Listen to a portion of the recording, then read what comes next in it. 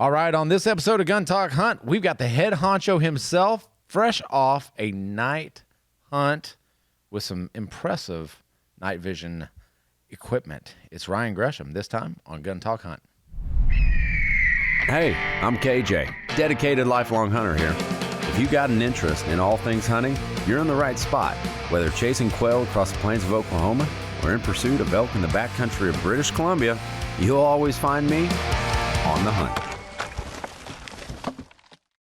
All right, welcome in all you Gun Talk hunters. I'm your host, KJ, and this episode is brought to you by Ruger, Range Ready, Savage Arms, Franke, CZ USA, Snap Safe from Hornady, and Smith & Wesson. And today we've got Mr. Ryan Gresham, CEO El Presidente himself at Gun Talk Media. Dude, welcome in. Thanks for having me, dude.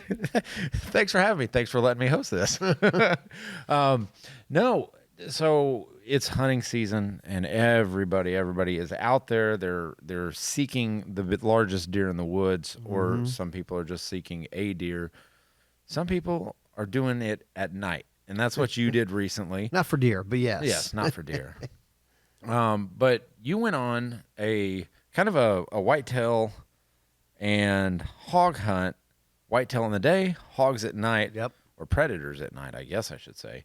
Because you were after a coyote or hog, whatever right? would show up minus deer. Yeah. So I got invited to go over to Texas. And it was kind of interesting because I have a buddy who's like a land manager, and he gets conservation tags and management tags that let him hunt kind of outside of the season. The so normal regulations. Extended season, right? So we were able to get over there in late September and do a little deer hunting with rifles, which is cool. That's nice. And my part, I was like, what can I get? Could I bring him a bottle of whiskey?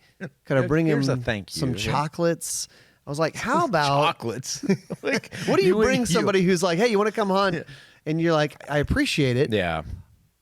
So I was like, hey, have you ever night hunted on that property? No. Do you have any thermal or night vision? No. You want me to bring some? He's like, yes! Exclamation point. No kidding. Yeah. So I reached out to our buddy Steve over at Armacite, and he sent me a bunch of stuff. So what was your gun setup first? Because you used it for both, didn't you?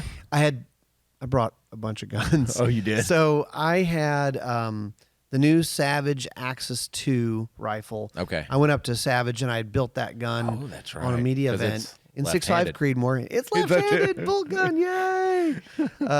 So I brought that. I had a silencer on it. I had I guess the Banished Backcountry. Banished Backcountry? Yeah, had that. Yeah. And it was all ready to go. Loophole scope on it. It was like a 2.5 to 10 power. But this isn't West Texas. So, I mean, I don't think there could have been a shot further than 150 yards probably. Okay. So you're not looking at 400, 500 yard shots. No. Like sometimes you'll be unlikely. able to. I should say unlikely. Yeah. It'd be hard to find that. So let's start off in the day. Yeah. Let's start off the day, the deer hunt.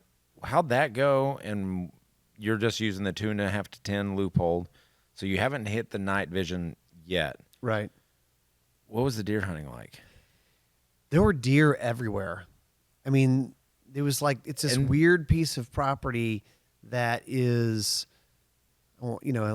secrets of hunting. I won't give away too much of where it is, but it's pretty close to it's like pretty close to suburbs. Yeah, exactly. It's near the suburbs, right? So, so it's kind of like the only spot that deer can kind of hang out. Oh my gosh! So in peace. Yeah, in peace, right? So it's like 300 acres or something like that, and so deer everywhere. But I was set up on a ground blind, and we had a feeder across this open field, probably about 100 yards, maybe a little less than 100 yards.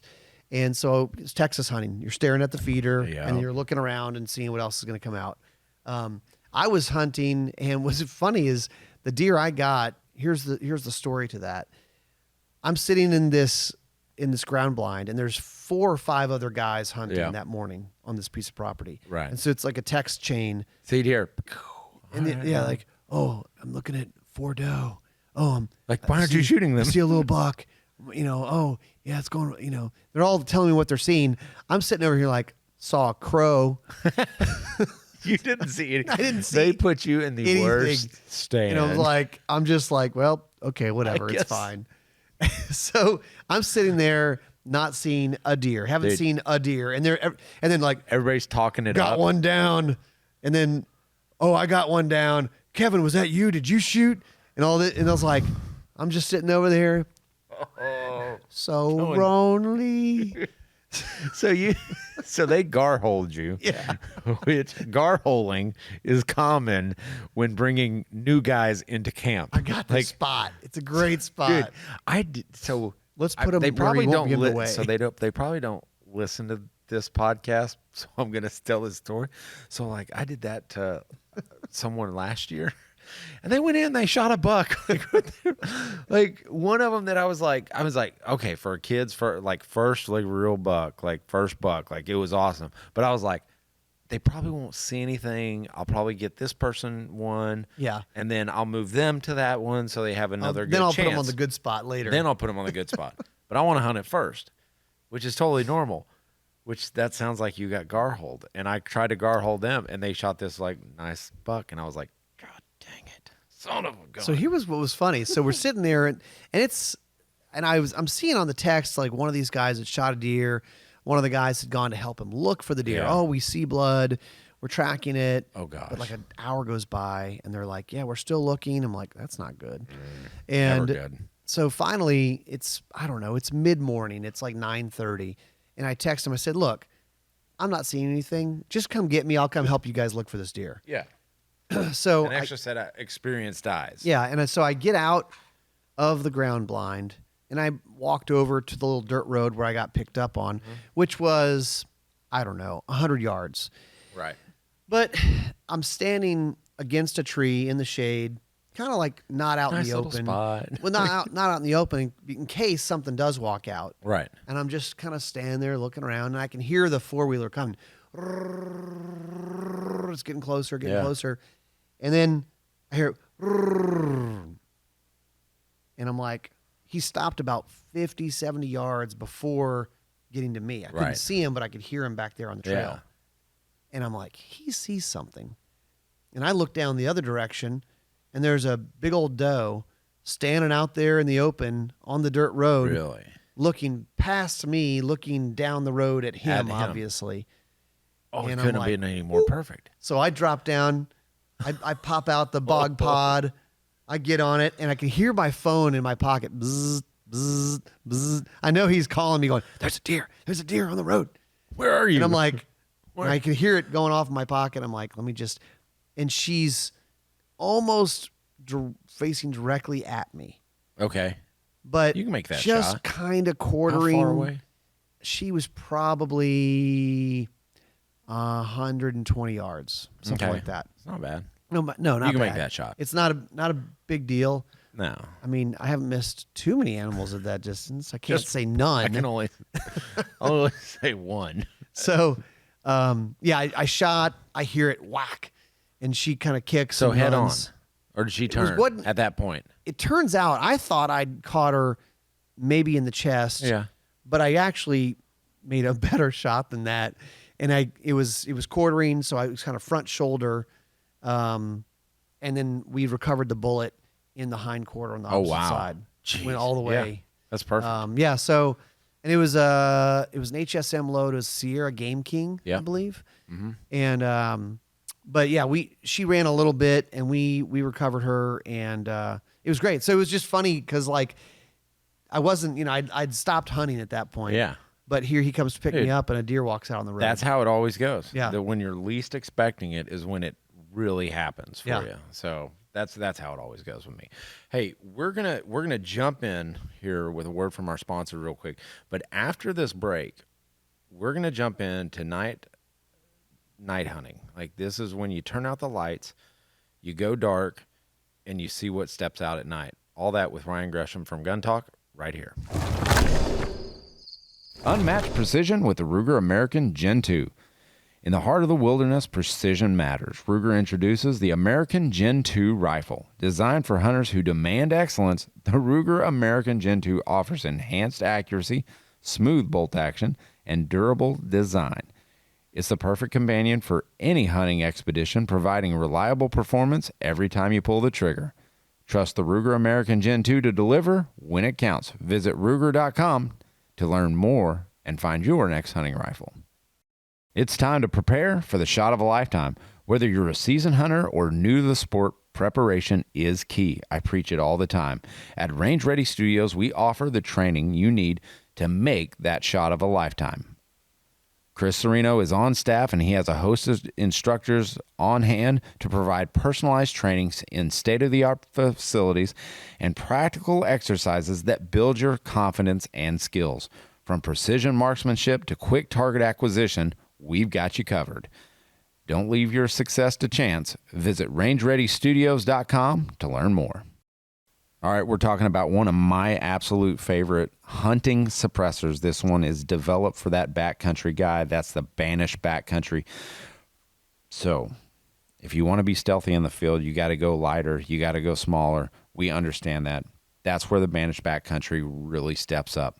Designed for the ultimate portability and maximum noise reduction, the Banish Backcountry suppressor ensures you stay quiet and undetected in the wilds. Silencer Central makes it effortless to own because it delivers right to your doorstep. This is the beauty of what Silencer Central does. They contact you, you contact them, like you get it bought, you get everything taken care of, and one day you get a little email that says, you know what? Your suppressor is on the way, and that's when it shows up on your door, and you can rest easy knowing that you will be quiet in the field. Hunt smarter and quieter with the Banish Backcountry. Visit silencercentral.com to start your journey. In the backcountry, every ounce counts. When the hunt takes you to the extremes, the Savage Ultralight Elite is built to go the distance. Featuring a carbon fiber wrapped barrel and an MDT HNT 26 stock for perfect balance. The Ultralight Elite is engineered for hunters who demand performance at the highest elevations. Precision, power, all in a rifle weighing under 6 pounds. The Savage Ultralight Elite, designed for the backcountry, built for the hunt. When precision meets innovation, you get the Franchi Momentum, a rifle built for those who demand more from their hunt. Designed for ultimate comfort with its ergonomic stock, precision barrel, and crisp trigger pull, the Franchi Momentum gives you the confidence to take that perfect shot. Hunt with momentum, the Franchi Momentum, a new force and precision. Find yours at franchiusa.com. For the reloader who demands precision, there's only one name, the RCBS Rock Chucker. Built with heavy-duty cast iron frame, the Rock Chucker delivers smooth, reliable reloading for every shot, every time. Whether you're crafting for competition or fine-tuning for the hunt, trust the press that delivers precision. RCBS Rock Chucker, because perfection isn't just a goal, it's a process. Get yours at rcbs.com and reload with confidence. In 1854, Smith & Wesson launched a lever gun. That was the volcanic lever action, all right? Very nice gun. I'm sure it was acclaimed back in the day. But times have changed. I'm telling you right now, times have changed, and Smith & Wesson jumped back into the lever gun market with their Model 1854. Now you can get it in a traditional walnut stock, or if you're a more tactical age and you don't want to look like your granddad out there hunting, you can go with a little more tactical version. It's got M-LOK. But let's talk about some of the finer details of the Model 1854. I like to start with the trigger, man, because behind every great gun is a great trigger. And the 1854 absolutely just knocked it out of the park with their flat-faced trigger. I really like that. And then on the safety aspect of things, you look at the magazine tube. It's removable. So there's no like dumping the gun out and everything like that. You can actually remove the magazine tube, and it just makes sense. It just makes sense to me that that's the way it probably should have been designed in the first place. But it's got a threaded barrel. It accepts mounts compatible with Marlin 1894 hole patterns. Again, a walnut stock or a black synthetic stock with textured grip panels, where you need it most, which is, I love that. XS Sight's Ghost Ring rear sight, which is top notch. But anyway, man, if you really want to stand out, either in the field or at the range, check out the 1854 series from Smith & Wesson, smith-wesson.com. All right, we're back with Gun Talk Hunt with Ryan Gresham of Gun Talk, the Gun Talk, talking about night hunting. So before we get into the hunt, let's talk about some of the equipment that you use, because I think that's where it really all starts. It starts with, the equipment you use. How good is it? Does it perform every time you turn it on? And nowadays, night hunting, thermal, it's more accessible than you think. It is. It is. And that's what's great about it. And that's why everybody should start getting into it, because nothing hides at night. No. When you have this, you own the night. So what was your setup? So I got a little care package from our buddy Steve over at Armasight. He's so nice. And I mean, it was kind of like, oh my gosh, this is awesome. Because first off, the Armasight stuff is awesome. Both the thermal and their night vision stuff is awesome. So we basically had a menu of things to choose from. So I had the Contractor 640, a 3 to 12 power thermal sight to put on an AR. I had that AR you built, the 300 Blackout, full size. And then I had another AR that was actually one we built on BuildBox. I think it was BuildBox 350 Legend. 350 Legend, yeah, that was last year. I'm glad we got that fixed. I know. It was some little feed ramp. Yeah, a little feed ramp deal. Chris had to tweak. But so yeah, I brought those two guns, and then I had a night vision setup, dual night vision with a helmet. Really? And this is kind of the neat part so Armasight, I don't think they mind me saying this, but no, they're kind of like in the same sister family as Optics Planet. So they have like all these companies they work with. So they'd sell packages. They have their like kits. You're like, you say, I want the kit. It's got the mount. It's got the helmet. So it's it got comes with bump helmet, everything. It's got your nods. It's got the whole thing. So he sent me a couple different kits. So we've got a PVS 14 Gen 3 kit, and with a sidekick, which is a thermal monocular. So you could run it with one eye seeing thermal, one eye seeing night vision. No. How hard was that? Well, we set it up. Honestly, I had to set it up, and it wasn't hard, but there's a lot of gear in this box. It's time consuming. So I had one helmet set up with dual nods. Mm-hmm. So now you've got depth of field. When you have the dual nods instead of a monocular, you could like run through the woods with these things on. It's bonkers. Crazy. And then the other one had a single thermal monocular. Okay. And so we had two guys with guns with thermal, and we had the one guy walking with the thermal monocular and the one guy with the dual nods. And I bet you guys look like a bunch of SEALs out there. Oh, it was. It probably felt like it too. Zero dork 30 is what it was. So and none of these guys had done any night hunting before. So I was like trying to kind of explain how this is going to work. Oh, they were going bonkers. So the funniest part was the guy that had the helmet on with nods. He's the only one that has night vision. Okay. So everybody else has to, if we have guns, you can look through the thermal, but it was light enough to walk like you're walking through the woods at night, but there's like some moonlight, some ambient light that you can kind of get by. Yeah. And we were walking down a dirt road. So we're walking down a dirt road. We knew there was an open field ahead. We probably walked, I don't know, probably a half mile to a mile, maybe, just from camp. Just like, let's walk in. Yeah. There's a feeder out there. Maybe we'll see something. So we turn the corner where you can't see the field where the feeder is, but you turn the corner and you're heading that way. You're a couple 100 yards out. This was the funniest part. So my buddy Shannon has the night vision on, and he looks down and he freaks out. What was that? What was that? You guys see that? You see that flash? I'm like, no, Shannon, none of us can see it. We don't see the flash. We cannot see. We don't have night vision on. Wait, there's another one. There's a flash. There's a flash down there, like a light. I'm like, Shan, do you have game cameras down there? Yeah. Like you're seeing the IR, flash from the game camera. So There's something down there.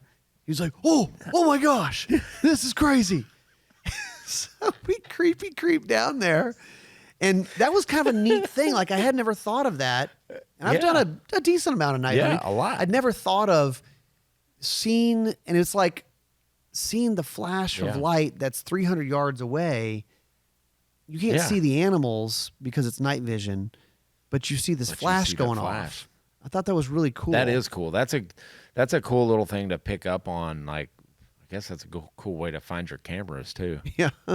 But so we go in and there's a group of hogs there. Oh my gosh. And I bet they were freaking out. Whoever had the thermal on, who had the thermal monocular helmet? Kevin. Oh my gosh. Yeah. I bet he was like, oh my gosh, they're right there. And they were close. And Really? you know how it is when you're night hunting with hogs, if the wind's right and they're eating, they're occupied. Yeah. You just kind of keep walking in on them. Yeah, you can get really close. So I bet we got about 40 or 50 yards from them. And we got on them. Oh my gosh. And we go 3, 2, 1, shoot. I explained to Randy on the other gun.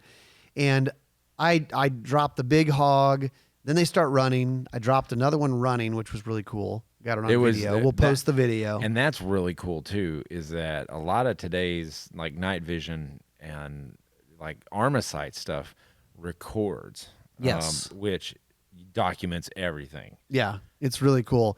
And what was funny is we had this small hog starts running like right at us. Not like to attack us, but just Big in the mistake. Confusion of it all. They just go everywhere because they can't see you. I mean, their eyesight's horrible anyway. Yeah, so they're just running. Yeah.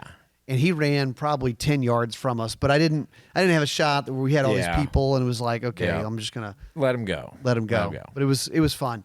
I mean, they just had never experienced that before. I'm telling you, like the first time I really experienced something like that, it was eerie and exciting all at the same time.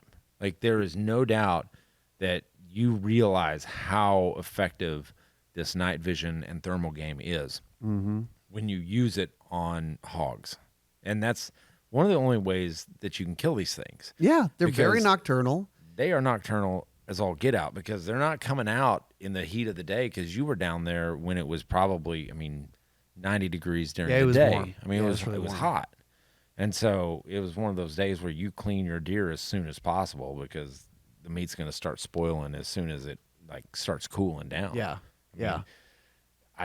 So what were the biggest observations from them?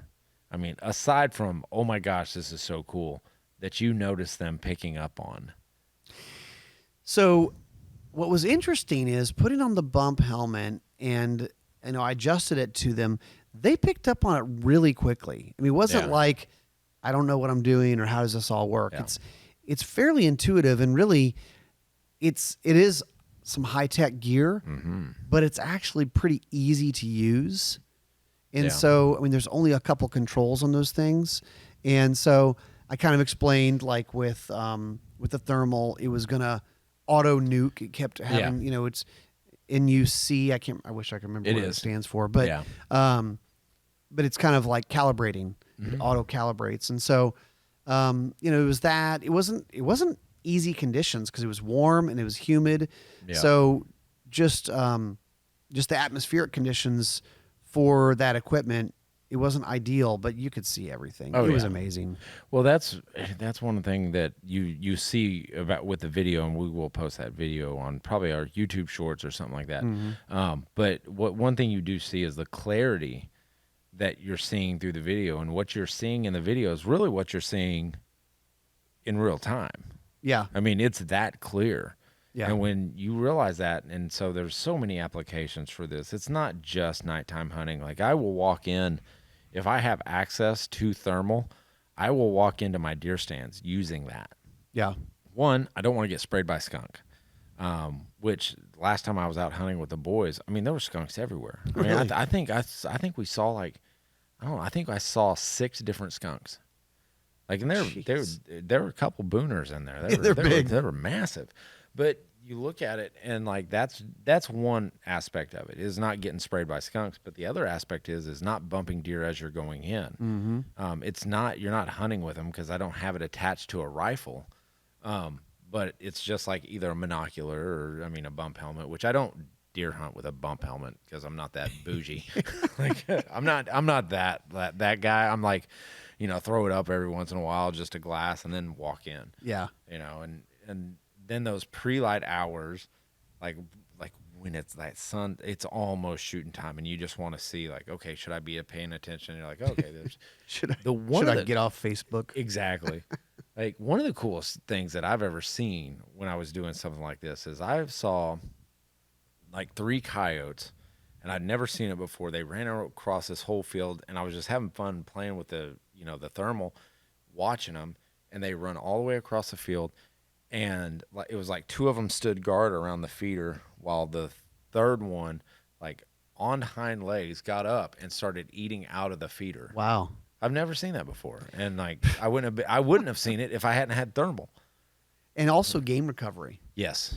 That's a big huge one. For that. So I have a question. So the deer that they were trying to find, did you break out the thermal? I did, but we didn't find that deer. I don't know. That deer may have not been hit or hit not real hit well. As well. Yeah, not hit real well. There was blood. So, but yeah, they didn't. That deer was long gone, I think. Really? Yeah, that's what I was thinking. I was like, well, I can use the thermal. Also, because it was warm, I was like, if we're going to use thermal, we need to like use it before it heats up, the day heats up, because it's going to be. That's a good point. Because it's really, all thermal is seen as the difference in temperature. Right. It doesn't, if everything's 95 degrees, everything's going to look kind of similar. Yeah. But yeah. So what do you think, and maybe I should have Steve on to talk about this, is differences in thermal, because there's a lot of different companies out there.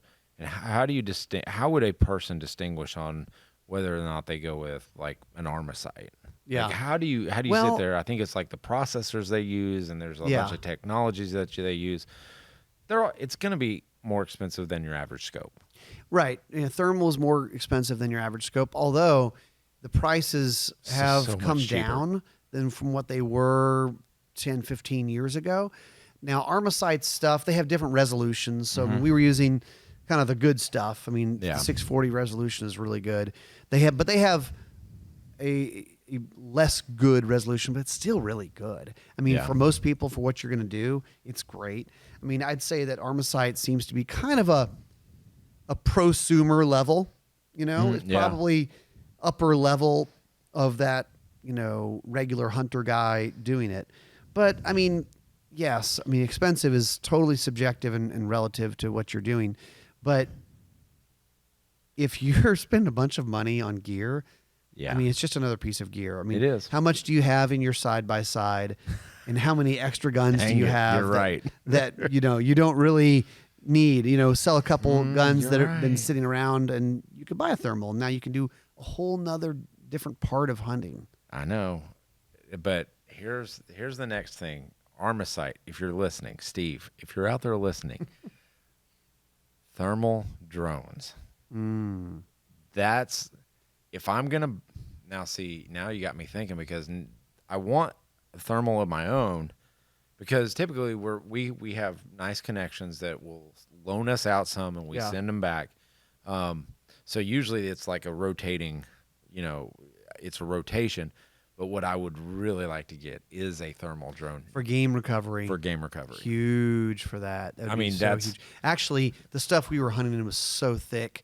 I literally was climbing up in trees with the thermal monocular, trying to look down to see if the thermal would see anything. I don't know where that deer went. If it had been there, I would have seen it. Oh yeah. It would Nothing hides. It would have been glowing bright white, right? Yeah. But yeah, thermal drone, and I guess you'd have to check your local regs, but I would think that shouldn't be frowned upon. You're not. Oh, not at all. You're not using it in some unfair manner. You're just trying to make sure we locate a deer. Do everything you can to recover the game, and and then you start thinking like, well, you could start hiring your services out to go help people find their deer. Now it's a business. Yeah, they do funny, have said, those. You should have brought your dog, Ryan. I'm like, I don't know. My dog's not a blood trail, but probably he would follow the scent of a deer, of a blood trail. But it might not be the right deer. Like that's true. Like I've seen those blood dogs work, and it's very interesting. And it's interesting how they train them. They'll get blood on tennis balls, and they'll freeze them, and then they'll put them out. They'll drip a little blood, and then put the tennis ball out, and have them go find That's amazing.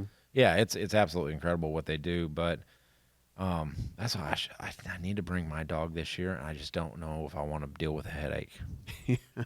He's such a big moron.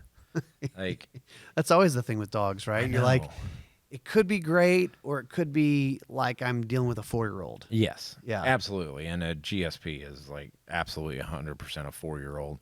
But it would have been helpful to have him find my son a couple weeks ago. right. Like I think he would have helped. Like my son would have probably shot the dog because he'd have probably been terrified because this big giant white creature appearing out of the darkness because he didn't have a flashlight. Ghost dog. Yeah, great. So, all right, I'm telling you, check out Armacite. They've got a cool website, stuff. Armacite. I think it's armacite.com. Yeah, armacite.com. Armacite.com. They've really kind of started to. They've been a big player in thermal, but man, now it's affordable and it's super easy to use. It is. Their stuff. I mean, there's a couple buttons.